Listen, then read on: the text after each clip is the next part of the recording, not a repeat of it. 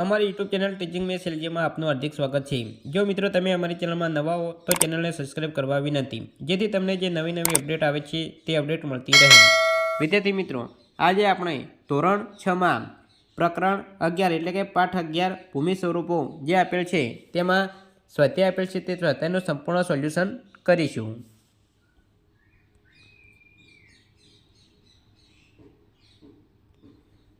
હવે સ્વાધ્યાય આપેલ છે એમાં પ્રશ્ન 1 નીચેના પ્રશ્નોના ઉત્તર લખો।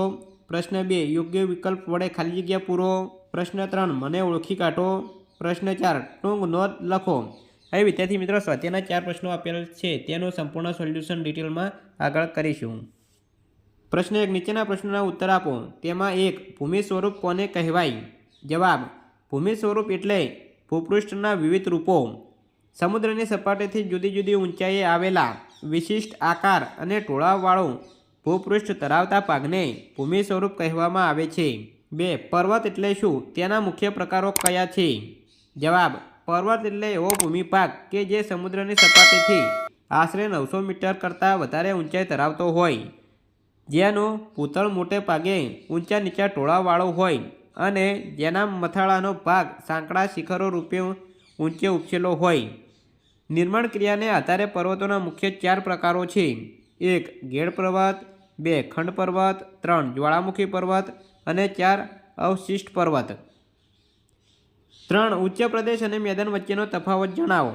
જવાબ: ઉચ્ચ પ્રદેશ સમુદ્રની સપાટીથી સામાન્ય રીતે 180 મીટર કરતાં વધુ પણ 900 મીટર કરતાં ઓછી ઊંચાઈ ધરાવતો અને ઉપરથી પ્રમાણમાં પહોળો સમથળ ભૂમિભાગ હોય છે, જ્યારે મેદાન સમુદ્રની સપાટીથી આશરે 180 મીટરથી વધુ ઊંચો નહીં એવો સમથળ ભૂમિભાગ હોય છે। પ્રશ્ન 2 યોગ્ય વિકલ્પ વડે ખાલી જગ્યા પૂરો। તેમાં 1 ભારતનો સાતપુડા ખાલી જગ્યા પ્રકારનો પર્વત છે।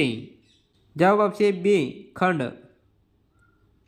2 ચારે બાજુથી પર્વતમાળાઓથી ઘેરાયેલા ભૂમિભાગને ખાલી જગ્યા ઉચ્ચ પ્રદેશ કહે છે। જવાબ આવશે એ આંતરપર્વતીય। 3 સરેરાશ સમુદ્ર સપાટીથી ખાલી જગ્યા ઊંચાઈ ધરાવતા સપાટ ભૂમિભાગને મેદાન કહે છે। જવાબ આવશે ડી આશરે 180 મીટર સુધીની। 4 હવાંગહોનું મેદાન ખાલી જગ્યા પ્રકારનું મેદાન છે। જવાબ આવશે બી નિક્ષેપણ।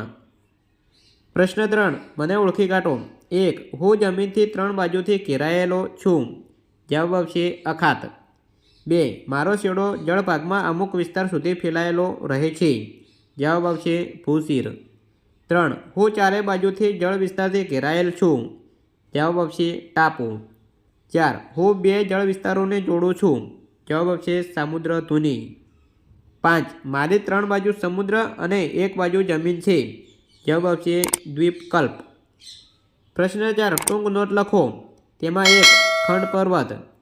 જવાબ: સામાન્ય રીતે મંદ ભૂસંચલન દરમિયાન ઉદ્ભવતા ખેંચાણ બળને લીધે ખડકોમાં સ્તર ભંગ રચાય છે। 2 સ્તર ભંગોની વચ્ચેનો પ્રદેશ ઊંચકાઈ આવે છે અથવા વચ્ચેનો ભાગ જેમનો તેમ રહે છે અને તેની બંને બાજુના પ્રદેશો નીચે સરકી જાય છે। એ ઊંચો રહી ગયેલો ભૂમિભાગ ખંડ પર્વત કહેવાય છે।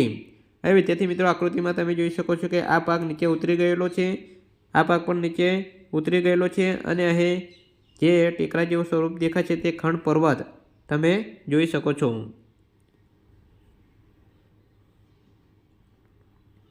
જર્મનીનો હોર્સ્ટ પર્વત તેનું શ્રેષ્ઠ ઉદાહરણ ગણાય છે, તેથી ખંડ પર્વતને હોર્સ્ટ પર્વત પણ કહેવામાં આવે છે।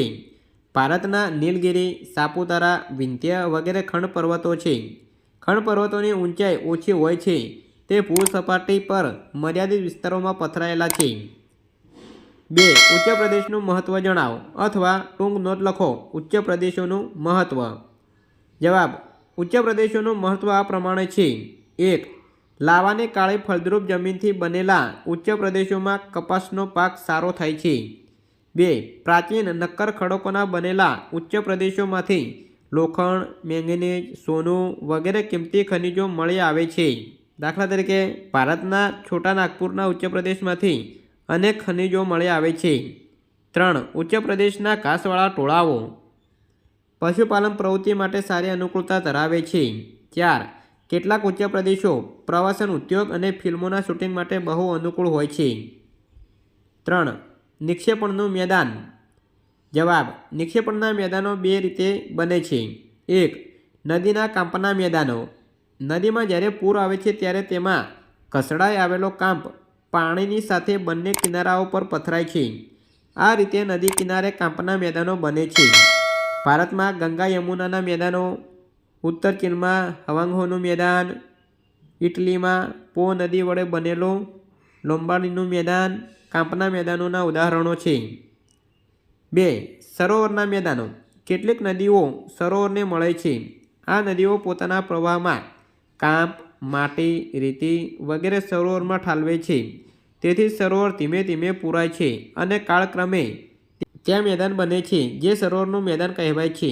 ભારતમાં કાશ્મીરનો ખીણ પ્રદેશ અને મણિપુર રાજ્ય તરફનો ઇમ્ફાલ તળપ્રદેશ સરોવરના મેદાનો છે.